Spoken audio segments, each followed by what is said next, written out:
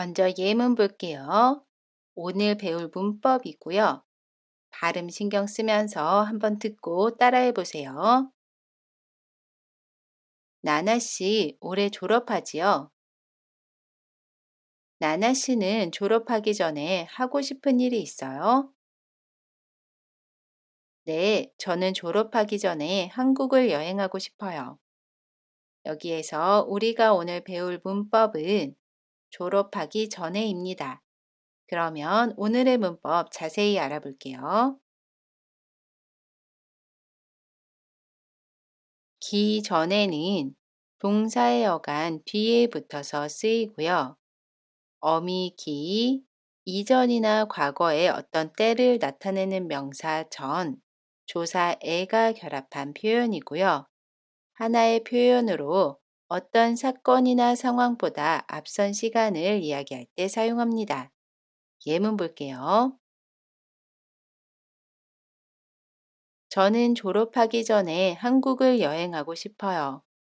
여기에서 졸업하기 전에는 동사 졸업하다 뒤에 기 전에가 결합한 표현이고요. 시간이 이렇게 흐릅니다. 졸업을 해요. 그런데 그 전에 한국을 여행하고 싶어요. 졸업하기 전에 한국을 여행하고 싶어요. 어떤 행동을 먼저 해요? 여행을 먼저 해요. 그리고 나서 졸업해요. 기 전에 앞에 있는 행동이 나중에 일어나요. 그리고 뒤에 오는 행동, 여행해요가 먼저 일어납니다. 앞에 오는 행동보다 뒤에 오는 행동이 먼저 일어남을 나타낼 때 기 전에를 사용해서 이야기할 수 있습니다.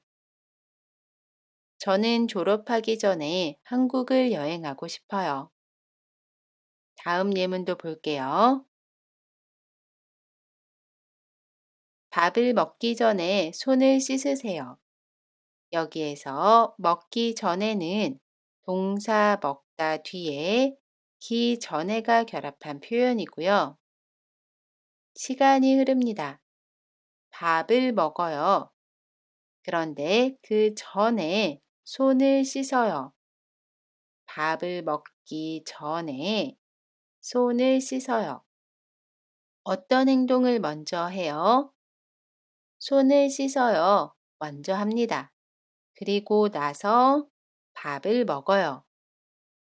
기 전에 앞에 있는 행동이 나중에 일어나요. 그리고 뒤에 오는 행동이 먼저 일어납니다. 앞에 오는 행동보다 뒤에 오는 행동이 먼저 일어남을 나타낼 때 기 전에를 사용해서 이야기해요.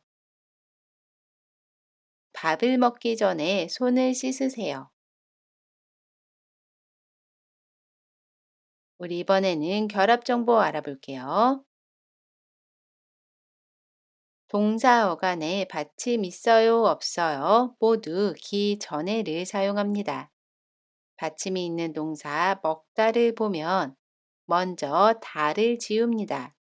그러면 다 앞에 있는 글자에 받침이 있지요. 그러면 그 뒤에 기 전에를 사용해요. 그래서 먹기 전에 라고 이야기합니다. 동사 가다도 볼게요. 먼저 다를 지웁니다. 그러면 다 앞에 있는 글자에 받침이 없지요. 그러면 그 뒤에 기 전에를 사용해요. 그래서 가기 전에 라고 이야기합니다. 정리를 해보면 동사 어간에 받침 있어요, 받침 없어요 모두 기 전에를 사용해요. 그래서 먹다는 먹기 전에, 가다는 가기 전에 라고 이야기합니다. 우리 이제 연습해 볼게요. 서울에 살다 어디에 살았어요? 어떻게 이야기할 수 있죠? 서울에 살기 전에 어디에 살았어요? 여기에서 살기 전에는 동사 살다 뒤에 기 전에가 결합한 표현입니다. 서울에 살기 전에 어디에 살았어요? 한국에 오다 한국어를 배웠어요. 어떻게 이야기할 수 있죠? 한국에 오기 전에 한국어를 배웠어요. 오기 전에는 동사 오다 뒤에 기 전에가 결합한 표현입니다. 한국에 오기 전에 한국어를 배웠어요. 길이 너무 막히다. 출발합시다. 어떻게 이야기할 수 있죠? 길이 너무 막히기 전에 출발합시다. 여기에서 막히기 전에는 동사 막히다 뒤에 기 전에가 결합한 표현입니다. 길이 너무 막히기 전에 출발합시다. 이 세 문장 모두 기 전에 앞에 있는 행동이 뒤에 오는 행동보다 나중에 일어남을 이야기하고 있습니다. 대화 예문 볼게요. 미소 씨와 나나 씨가 대화해요. 미소 씨가 질문합니다. 나나 씨는 한국에 온 지 얼마나 됐어요? 이제 2년 됐어요.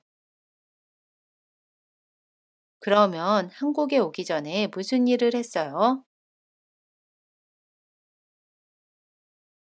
한국에 오기 전에는 회사에 다녔어요. 여기에서 우리가 오늘 배웠던 문법은 오기 전에, 오기 전에는 입니다. 두 표현 모두 동사 오다 뒤에 기 전에가 결합한 표현입니다. 다시 한번 읽어볼게요. 이번에는 발음 신경 쓰면서 한번 듣고 따라해 보세요. 나나 씨는 한국에 온 지 얼마나 됐어요? 이제 2년 됐어요. 그러면 한국에 오기 전에 무슨 일을 했어요?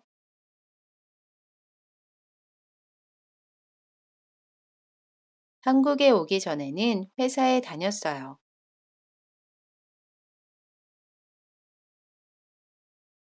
이번 시간에는 동사기 전에를 알아봤습니다. 오늘은 여기까지고요. 저는 다음 영상에서 다시 뵐게요. 안녕히 계세요.